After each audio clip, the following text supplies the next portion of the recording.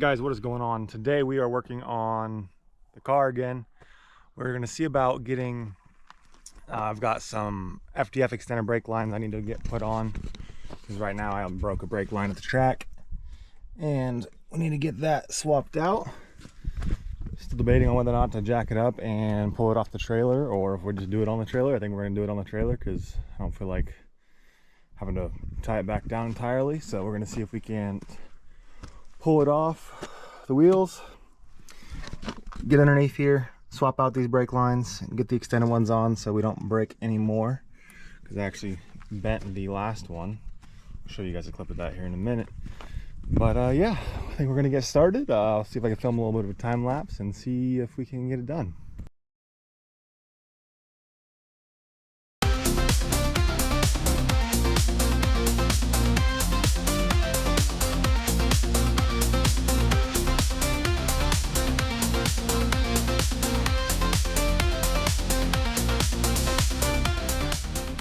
So this is the line we're going to be replacing. You guys can see that or not. Swap that out, get the longer line on there. These are actually the ones that came off of another car I had.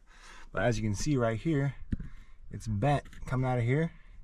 And so this fitting on the other side actually broke on me at the last event.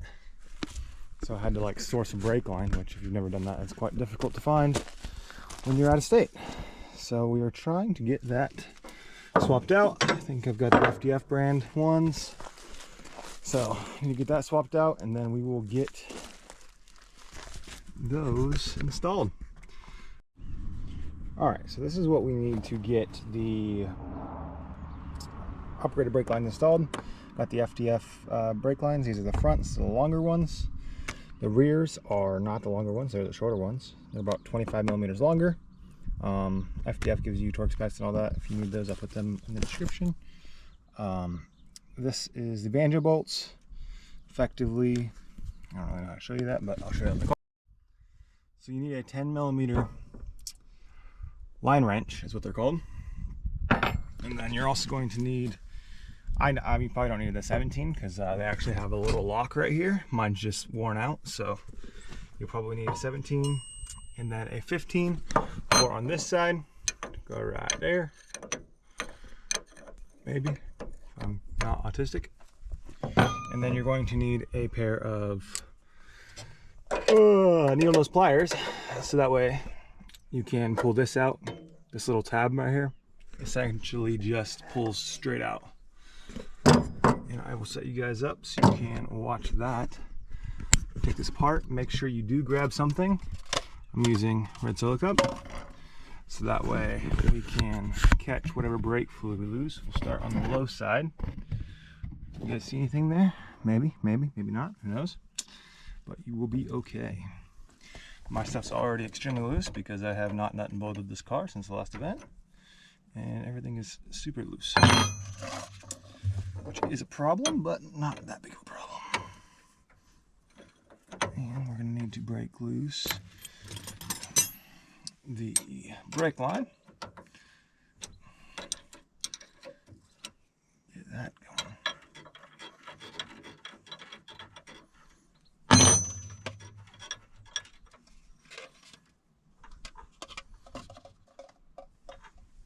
Perfect. Are going to need cut these zip ties off.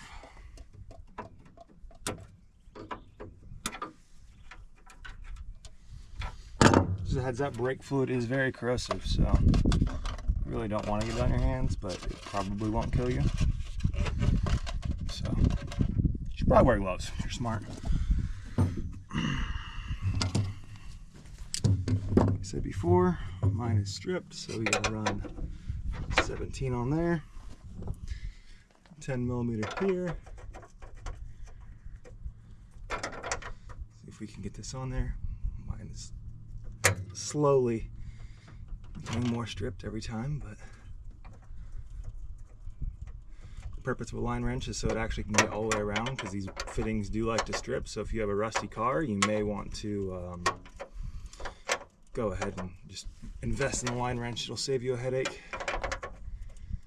There we go. this anymore.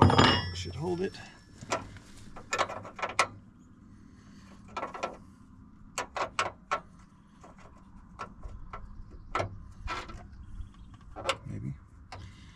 Maybe the lock will hold it.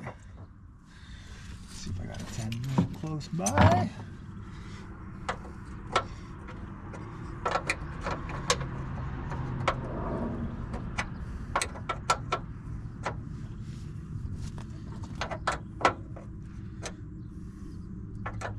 Yeah, I will show you guys once I get this all out and apart, and we'll get that video done. Alright, so now you guys can see we got this disconnected here, this line. Bottom line's disconnected. Got everything disconnected there. All we gotta do is pull off this little tab, which essentially it just pulls straight out. So with a pry bar, it might be a little easier. You can put it in here behind this. But this essentially just wiggles out. Set you guys down. Make sure you can still see, hopefully. Maybe.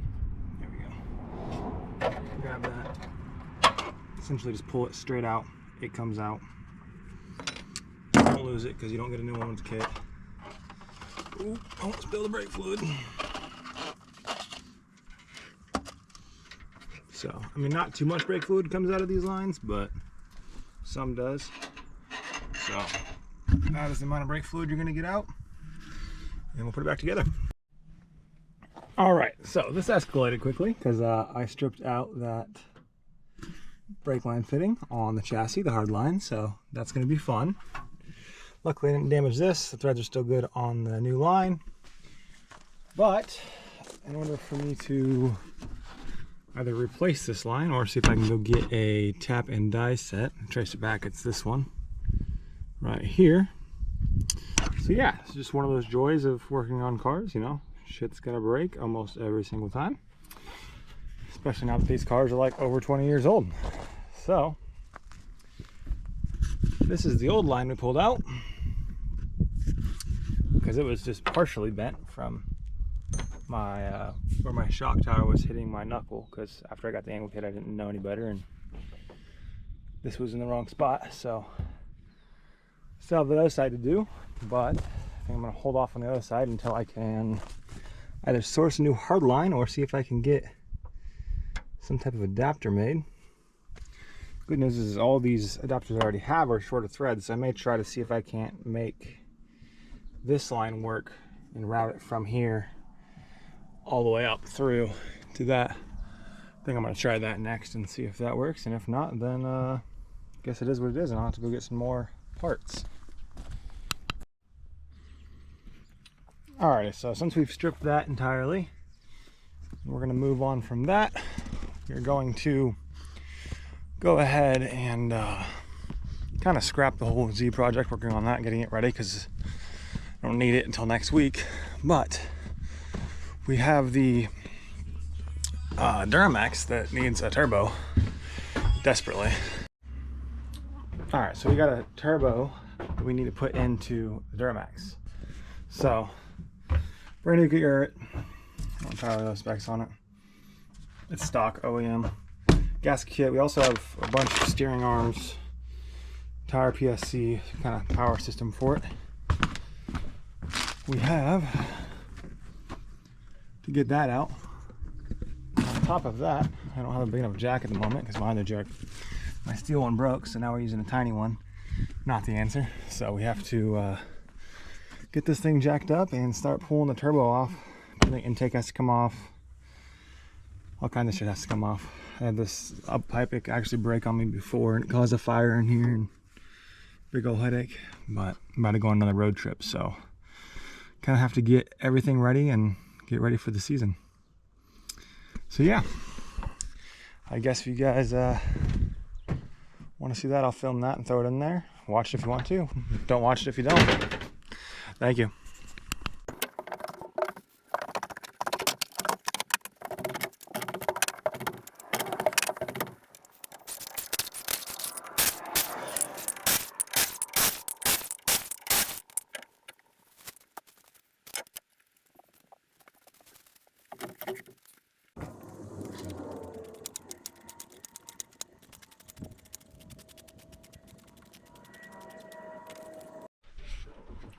Alrighty guys, so we got power steering coil removed, intakes off, boost lines off. Also got intercooler piping off. So intakes out of here. You can see, well, you guys can see it or not, but there's actually quite a bit of play in the turbo. It goes in and out and all of that, so it does not roll very good. I guess it's still not too bad, but it's been wiggling for like a year because I checked it last time I pulled it apart. And I also found that my AC line is getting a chunk worn into it, so got to get that off. Next step, I got to pull the fender liner and then soak the exhaust bolts because the exhaust should be cool by now. Then we can start working on getting the downpipe pulled out and see what else we need to do to get this turbo out. And we still got to do that cold side, I believe. Wait, no, that's hot side. Yeah, that's hot side intercooler piping. And then cold side over here. Which we actually blew that last one, the last drifter that we towed to, so we're gonna have to get that sorted. All right, so what we got here, essentially need to soak all of these, pretty much soak all the jolt bolts back here in PB Blaster, because if you don't, you will snap them off in either the back of the turbo pedestal, which makes it like physically impossible to get this turbo out, and you don't want to do that. But these have all been out in the past year, so they shouldn't be too bad, but I'm gonna regret saying that.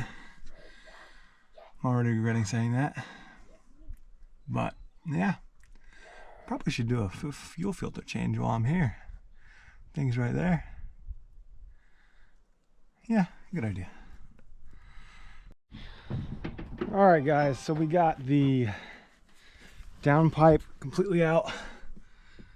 Now we are about to start on the up pipes. There's 3 down here, 3 bolts. They're 12mm and they're 12-point sockets. And there's 3 up top on this side, 3 up top on the other side.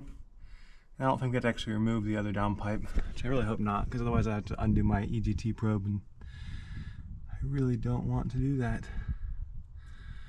But yeah, so we're gonna see how much farther we can get on this today. Once I do hot pipe bolts, the only thing left after that is gonna be my oil feed line, and then I think I got some coolant lines I ran, and then the actual pedestal bolts themselves that are way down in here and a pain in the ass to get to. So yeah, I'll update you once I make some more progress. Alrighty guys, so we got the passenger side up pipe out. Little tip, short bolts go to the turbo pedestal, long bolts go to manifold. Make sure you don't fuck that up, because shit would be wrong. Oh, we got the turbo bolts out. All 3 of these. There's one down here, they're 17mm. Another one down this little hole right here, and then one back here. Mine are always loose because I don't Loctite them and I don't torque them super tight because I don't want them to seize. So every single time I pull this turbo off, they have been loose, which is kind of a problem. So I'll have to make sure I get them torqued down a little bit better this time. I got oil feed line off, pops coolant lines off. Make sure you guys drain your coolant before you do that, so you don't dump coolant all over the ground, where you have to go lay in a minute to pull the oil drain feed line, or the drain line, off. This is the feed line. It's a 15mm with a banjo bolt, and then the return line for this is a 2 12mm nuts underneath of the driver's side up pipe, which I doubt you can see because it's pretty dark down there, but yeah. So we're just gonna finish up getting the oil cooler off, or not the oil cooler, the oil drain line off, those 2 nuts, and then once that out, the turbo should come out, assuming I didn't forget anything. Alrighty, so we got the turbo out. Took way too long. I'm gonna do that other pipe entirely, But as you can see, there's 3 bolt holes. It's not too rocket science. The drain line in the back is a pain in the ass because of how long those studs are down there by the up pipe. So that's where it pretty much gets stuck consistently, and then it ends up bending your up pipe. Well, not up pipe, your turbo drain line. This is turbo drain line. Essentially, I've actually already replaced this one. I replaced it last time I did work on the turbo because this gasket right here is a bad habit of leaking. And then you get, it looks like a remain seal leak, but it's not. It's just this turbo line. So this breaks right here on this flex pipe, this flex joint. They like to crack, but that's a new one, so hopefully it didn't break because I was yanking on it pretty hard trying to get it out. But after that, yeah, this is with the turbo. I guess this way. You can kind of see it's got, I guess it's not that bad, but it's got quite a bit of play. You can hear it. Not really any out and play, just side to side play. So that's why I was replacing that. I mean, hopefully that wasn't waste, but I think we're gonna call it for the night and get back to it tomorrow and see if we can't get the truck back together tomorrow. It shouldn't be too bad. A whole day of wrenching should be able to get this done. So I gotta plug all these holes up, make sure we don't get any debris in any of the important spots, like the dust that fell in there that I have to vacuum out, so I don't get it in my intake. I also have to replace a fuel pressure regulator, which is down there somewhere, so I may have to do that at a later date, because I don't even know how to get to that YouTube video away. Alrighty guys, well I'm going to close this out here. I will talk to you guys in the next one. Have a good one, guys.